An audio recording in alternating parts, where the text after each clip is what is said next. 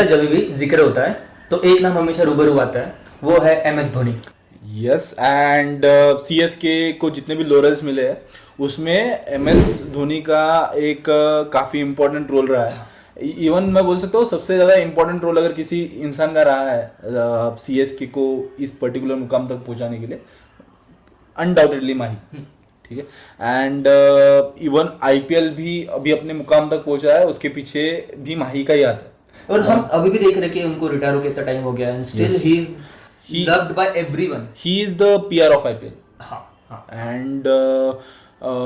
And definitely CSK का इस साल का परफॉर्मेंस किस हिसाब से रहता है उसके पीछे they are trying very hard, क्योंकि most probably this can be the last season of MS Dhoni. I hope not यार, मेरे को तो चाहिए और खेलने चाहिए।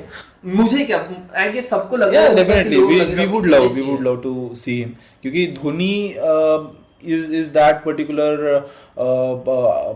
player that every fans around the globe loves to watch. मैंने देखा है ऑडियंस में, चाहे कोई भी टीम एंड जिस हिसाब से उनका लास्ट ईयर का परफॉर्मेंस था, वी डेफिनेटली वो तो है, and we would definitely love to hear, definitely not from full time farmer part time cricketer. Yes.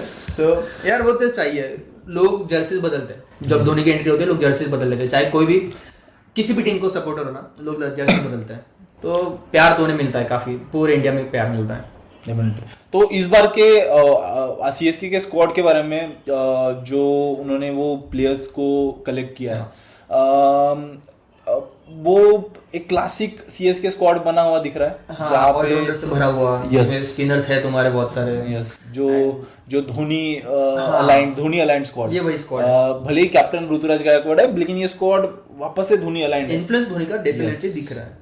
तो अगर हम बात करते हैं कि एक प्रॉपर ऑलराउंडर का एक उन्होंने पूल तैयार करके रखा है, जहाँ पे यानी ऑलराउंडर के साथ ही वो प्लेइंग 11 बना सकते है तुम्हारे। And this are not the bits and pieces allrounder, this are कि जो एक वर्ल्ड के रिनोन्ड या फिर उनके एट पार ऑलराउंडर है, जिसमें सैम करन टाइप के एक left arm pacer with a proper batting skills है, जिसमें रविंद्र जडेजा है, अश्विन है, Shivam Dube, Vijay Shankar that comes up.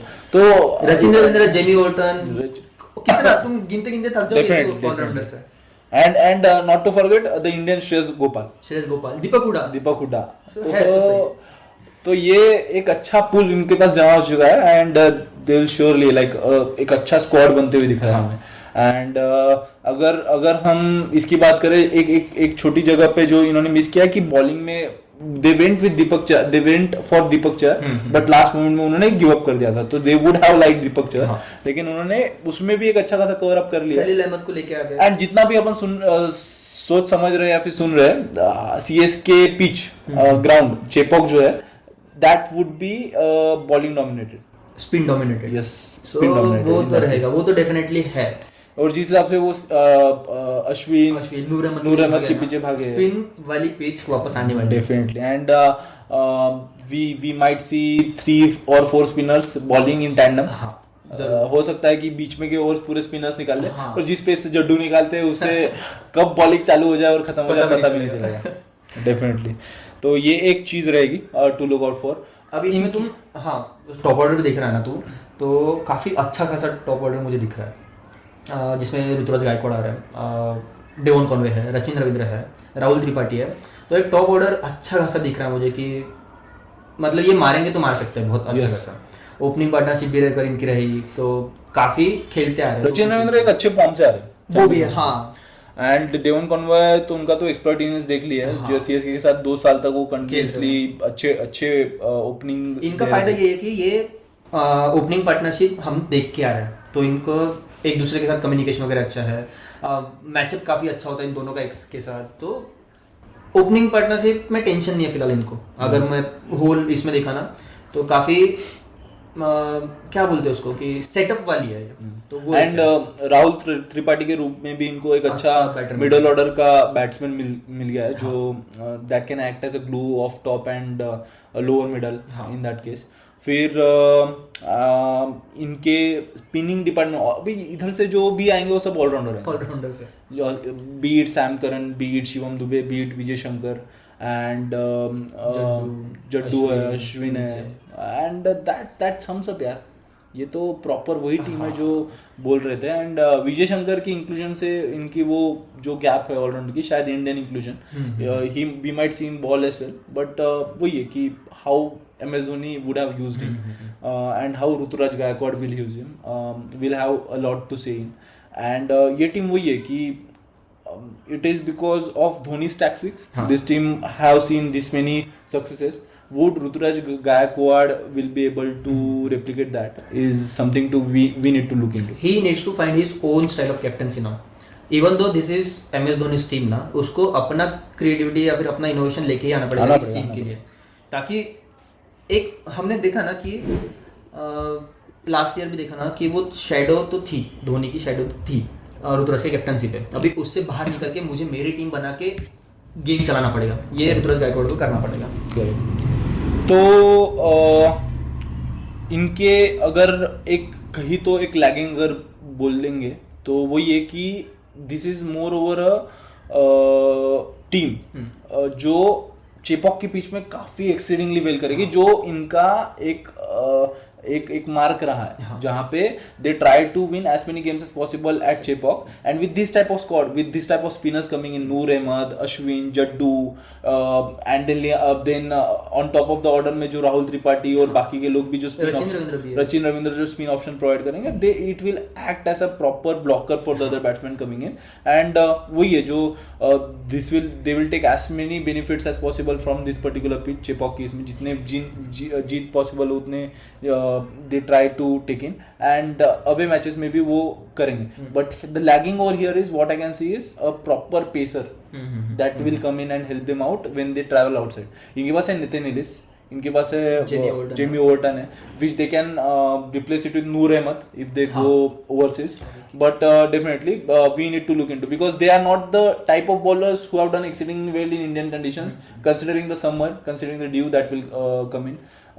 But ये वाला एक ऐसा एरिया है जहाँ पे they have to be very off. Otherwise अभी एक कंसर्न वही है कि अगर MS धोनी फिट नहीं रहे तो बैकअप विकेट कीपर नहीं है. Yes, so they have to go with Devon Conway और या फिर एक नया लड़का हमने लिया है कि वंश बेदी. यस, तो ये कंसर्न मुझे तो है फिलहाल. अभी आ रहे हैं, हमने जैसे इमेज भी देखे MS धोनी के बाइसेप्स वगैरह देखे तो फिट होके तो आ रहे हैं. Dhoni is there. बस मुझे कंसर्न वही है फिलहाल. Yes, and bowling में with the inclusion of Khalil Ahmed, they have roped in a proper player. वो दीपक चहर को वो रोपिंग करने में सक्सेसफुल नहीं थे, तो they went for Khalil Ahmed as his. We need to see whether Khalil Ahmed will be that effective how Deepak Chahar bowled. अभी इनके लिए लास्ट ईयर जो गैप तुषार देशपांडे ने फील किया ना दीपक चहर के अब्सेंस में, आई गेस वो मुकेश चौधरी को स्टेपिंग करना पड़ेगा अभी उसकी जगह पे. तुषार देशपांडे एक्सपेंसिव थे बट स्टिल विकेट्स लेके दे रहे थे. And he was a proper leave for Pathirana and Deepak Chahar. Tushar Deshpande. यहाँ पे क्या है, पथिराना के साथ जो अभी सेकंड बॉलर जो उनके हेल्प करने में पावर प्ले में रहेंगे, खलील अहमद रहेंगे. He has been effective, he has been good bowler जो इंडियन टीम के साथ भी खेले हैं. But we need to look into कि वही है कि शुरुआत तुम्हें देंगे मुकेश चौधरी एंड खलील अहमद, क्योंकि पथिराना तो हमने देखा है कि मोस्टली डेथ ओवर्स में करते हैं, तो इनके भरोसे रहेगा. एंड मिडल ओवर्स पूरे स्पिन निकाल लेंगे. यस, फिर सैम करन भी है. हम सैम करन एक अच्छा है, वो ओपनिंग करते हैं. पंजाब के साथ जब वो कैप्टनसी कर रहे थे, he used to open the innings. So वो भी एक अच्छे ग्लू अप के साथ आ रहे हैं, दैट वी मस्ट से. तो अगर हम आते हैं प्लेइंग 11 के साथ, तो प्लेइंग 11 में मुझे लगता है Ruturaj Gaikwad to open again, and शायद उनके साथ डेवन कॉनवे के साथ ही जाएंगे, because not to break in. But हाँ, अगर उनको शायद और बॉलिंग ऑप्शन चाहिए रहेगा to begin with already in the existing bowling lineup, तो वो रचिन रविंद्र को रिप्लेस करके डेवन कॉनवे की जगह में भी ये हो सकता है कि चेपॉक में डेवन कॉनवे खेले और बाहर में भी रचिन रविंद्र खेल सकते हैं, क्योंकि खेल के एक फॉर्म के साथ आ रहे हैं, तो ये हो सकता है. यस, दोनों का एक साथ खेलना मुझे तो फिलहाल नहीं दिख रहा है कि फिर उसके जगह पे फिर हमें नीचे कॉम्बिनेशन अच्छी मिलेंगे. yes. तो आई गेस इन दोनों में से तो कोई एक ही खेलेगा. फिर one down Rahul Tripathi definitely. फिर Rahul Tripathi one down, and in the middle order I think वो वापस Shivam Dube, Vijay Shankar and Sam Curran के साथ वो बना बनाया मिल जाएगा. And then Jaddu Dhoni to finish. Jaddu Dhoni, फिर उनके बाद अश्विन आएंगे. हाँ, तो ये 9 तक इनके पास. Ashwin is coming at 9, that means इनके बैटिंग डेप्थ तो काफी अच्छी है and in that batting depth itself there are 4 bowlers if I may say Ashwin, Jaddu, Sam Curran and to some extent Rahul Tripathi. तो not to forget Vijay Shankar, sorry definitely. तो ये तो इनके स्टार्टर 11 में रहेंगे. मुझे वही एक है कि मुझे देखना है CSK is the career revival machine. Yes, Vijay Shankar के इसमें विजय शंकर प्लस दीपक हुडा अगर उन्हें खेलने का चांस मिलता है ना तो मुझे करियर रिवाइव होते हुए दिख रहा है. यस, इन दोनों में से किसी का तो जरूर होगा, मैं बता रहा हूँ. एंड हाँ, तो 9 तक अश्विन हो गया. उसके बाद 10 पे आएंगे पातिराना और नूर अहमद 11 पे. यस, तो ये एक अच्छी खासी प्लेइंग 11 दिख रहा है. And Mukesh Choudhary as a ये to come as Mukesh Choudhary या फिर खलील अहमद ऐसा impact sub in the Chepauk. And when they travel outside तो शायद नूर अहमद की जगह पे नाथन एलिस या फिर ओवरटन आ सकते हैं and Khaleel Ahmed to help them out. तो मुकेश चौधरी का रोल शायद as a change bowler Khaleel Ahmed की जगह पे Mukesh Choudhary if he doesn't prove effective, ये हो सकता है. तो ये हमारी प्लेइंग 11 विद इम्पैक्ट सब है. स्क्वाड तो काफी अच्छा लग रहा है. एक प्रॉपर पैक्ड अप स्क्वाड लग रहा है जो चेपॉक के लिए तो काफी बेटर है. और ऐसे नहीं कि चेपॉक में बाकी के जहां पे भी ट्रैवल करेंगे उनके फास्ट बॉलर और पेसर भले उतने इफेक्टिव नहीं है but Dhoni along with Ruturaj Gaikwad they will surely make the things out. But this squad definitely looks dangerous. ये तो लास्ट ईयर की स्क्वाड भी डेंजरस दिख रही थी, मोमेंटम खो दिया था and definitely this is the squad that has taken Chennai back to back in playing top 4 and they will be surely rooting for this year as well. If I may rate this squad, 9 out of 10 if I may say. The only lagging of Indian proper pacer. बस वहीं पे, नहीं तो 9. This is a good 9 वाला squad. तो ये रहा हमारी प्लेइंग 11 विद द इम्पैक्ट सब. आप भी अपनी प्लेइंग 11 कमेंट में जरूर डालिए. We will surely go through it and हम वापस आएंगे एक नई टीम के एनालिसिस के साथ फॉर दिस IPL एडिशन 18. तब तक like, share and do subscribe.